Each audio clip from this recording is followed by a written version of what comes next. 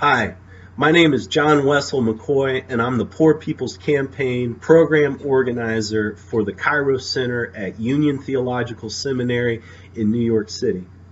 Back in the 1930s, the Southern Tenant Farmers Union was uniting poor sharecroppers, black and white, in the South in the midst of the Great Depression, in the depths of Jim Crow, to build a movement to fight for their rights.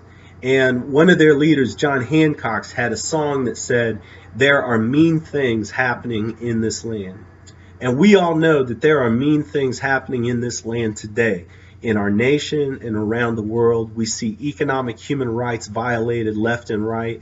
We see the triplet evils that Dr. King talked about of racism, poverty, and militarism joined up with the ecological crisis. And when I see this every day in my hometown of Decatur, Illinois, here in New York City, down in Selma, it makes me angry and it makes me want to fight.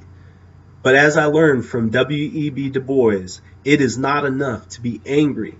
We have to organize and we have to fight smart.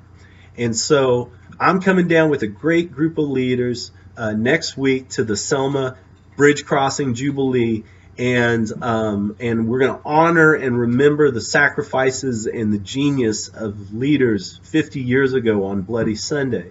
But we know that the struggle continues on today. And that so we're going to be meeting up with leaders in Selma from the Alabama Black Belt region, and also great leaders coming up out of the Gulf Coast. And we're going to come together to share our stories, to get to know each other, to build some trust, and most importantly, to try to come to a common understanding of what we're up against and what needs to be done. We've got to reignite Dr. King's Poor People's Campaign, and we got to break out of our isolation.